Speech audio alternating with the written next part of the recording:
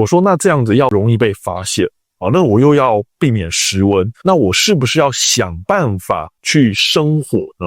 那他们给我的答案是不太建议。为什么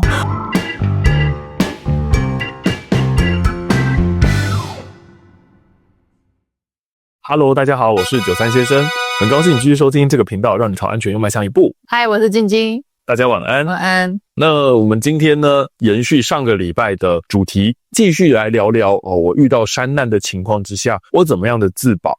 我们这一集的内容是访谈台中市消防局的卡布学姐，非常感谢她的提供，让我们有机会能够跟大家分享这些概念。好，那同样的呢，我觉得还是要不厌其烦的跟大家强调一件事情啦。我们认为事前准备、了解环境，这个才是你最根本的办法。我们上一集讲到的很多准备的内容，那些也都非常的重要。我们会建议大家，你要把之前的这些事前准备啊，一些功课都先做好。你有这样的前提之下，跟大家讲到的一些应变方式，才会让你更有帮助。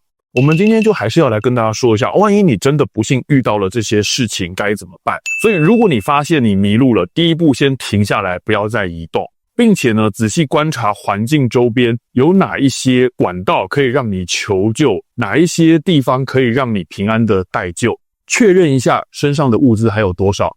最常遇到的情况，他会偏离路径很远，是因为这个迷路的人他没什么经验，他可能就会想着说，我要靠自己走原路走回去。有时候我们会因为你现在发现你的位置可能在树林里面，或者在低谷，然后这个讯号不良好，你先尽可能去找空旷，找高点，那个地方会比较有机会让你把讯息发送出去。我说很多人会误以为真的我迷路了，我要去找溪谷。去找溪谷、找河谷，这个不是一个好的做法。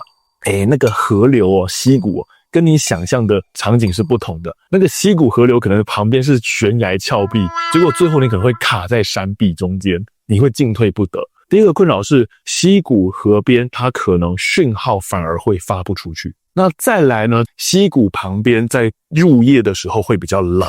第四个，水声它的噪音可能会让你无法听到别人搜救的声音，搜救的人也听不到你求救的声音。刚刚提到的，我们先尽量找空旷的高点，能够把讯号发出去。当你发完讯号之后，你就尽量不要移动了。如果真的逼不得已，你非得做第二次的移动的话，你要留下一个线索，指示你移动的方向。那第二阶段，这时候要做的一个事情是开始清点你的资源，分配一下你的这个物资。那一个基本的原则是这样子，你上来到这个地方花了几天，这个时间再多加1天或2天的缓冲余裕，那你可能就要预留这么多天的物资，然后慢慢的吃，让你有机会撑过待救的时间。当时呢，我就又好奇问了他一个问题，我说那你有没有建议比较好的保温的措施或躲避的地方？那他就提到了我们那种像铝箔纸的保暖毯。太空被啊？是的，他说那个东西其实就是你本来就要必备的一项物品，而且它很轻对，很轻。如果你在空旷处的话那个铝箔纸打开来摊开来，这个直升机搜救它会增加一点点你被发现的机会。因为反光吗？对，因为反光。他说主要是因为那个东西不是山里会正常出现的颜色。如果你的位置能够保持通讯，那很好。但是如果没有办法，那你可能要透过一些比较土法的手段了，例如说哨子，节省体力。对，没错。还有像一些你在空旷处摆一些明显的亮色物，我说那这样子要容易被发现。那我又要避免失温，那我是不是要想办法去生火呢？那他们给我的答案是，他说不太建议。为什么？他说首先第一件事情呢，你会不会生火，这是一个问题。第二件事情，你会不会为了去捡柴火、收集柴火的时候浪费自己的体能，甚至你去捡柴火的时候又发生2次意外？不是说不行，只是说不建议，因为这整个过程中你会发生意外的机会其实会大大提升。其实我觉得基本主要原则都还是发出讯息之后留在原地，注意保暖，控制物资，让自己能够撑到搜救队过来。我们谈完说这个迷路的人该怎么做之后我们接下来来跟大家聊聊，那我们从搜救人员的角度整个过程是怎么执行的啊？那其实呢，学姐她这个时候也开始跟我提到一个事情，她说其实现在这几年啊，因为政府有大力的宣导，然后有一些很多的政策措施之类的，所以她说事故比例是有减少，但是呢，这个滥用的情况变多了。说有更多的人其实是不了解环境，不了解自己，不了解山啊，你的整个风险管理的概念很差。然后他们去进行救援之后，发现他们遇到的事件都是可以靠一些事前的准备，或者是当场可以靠一些紧急下撤啊，或者是队伍管理去避免发生那样的事情啊。我有问他们说，我说你们今天要出勤了，会给你们多少时间做准备？他说中级的可能比较简单，可能5到10分钟就准备完成，大部分剩下来的时间就是搭车到那一座山的入山口去。所以准备时间短短的啦，但是主要是车程的。对，他说有时候甚至可能就是要搭个1-2个小时的车。但是他说如果今天是一个高山的话，例如说这个今天上去可能是需要过夜的情形，那我今天可能就要花1个2个小时的时间做准备。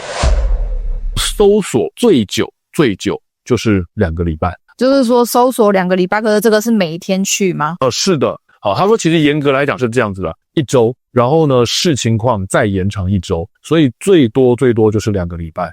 其实现在呢，这关于山域搜救这件事情不管是装备，不管是训练，不管是制度，都在不断的进步。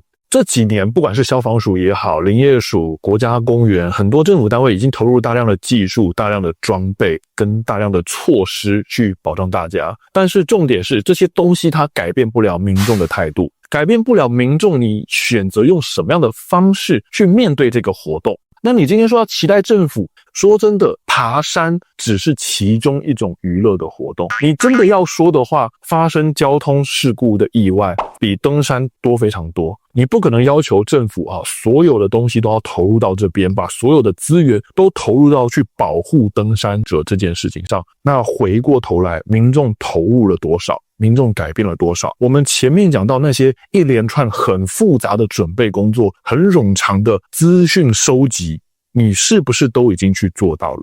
那我觉得我很喜欢当时学姐最后在访谈上跟我讲的一句话，登山活动它就是一个有风险的东西，你今天选择了你面对它的态度，你也同时选择了你未来的结局。那我觉得我们所有的灾害状况都是相同的，我们做防灾教育，我们谈地震、谈火灾、谈溺水、谈任何灾害，我们都是这样提醒大家，你事前准备做得不够，你其实在事情发生的当下，结局就已经注定了。我们都会提到一个很重要的概念，就是721法则，自助7分，户数2分，公助1分。那我常常就是问大家，我们知道这个概念，那大家觉得你7分你能够拿到几分？你今天就算把公助的1分全部拿下来了，很抱歉，你还是不及格。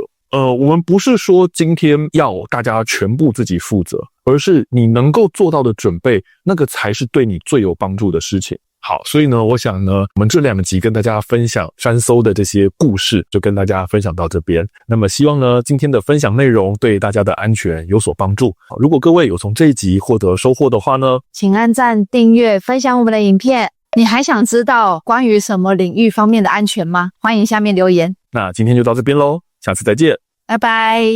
如果那个山是我1天走不完的，然后过个夜我再走上去，接触到那个人了，难不成我就同一批人搬吗？对，因为搬上去我觉得体力也差不多了吧。对啊，然后呢，学姐跟我讲的答案是呢，没办法，照搬。这个时候很多时候他们得靠人海战术，叫支援，换后面的人接手，继续把它搬下来。当然他说有些地形环境状况允许的话，然后例如说我已经找到人的位置了，我已经很确定受伤的人在什么位置了，他们可能可以用直升机上去到可以降落的地方。那这样子一来，他们要攀登的路线就会变短，但是这个不一定，因为这个会很受限于天气跟地形的限制。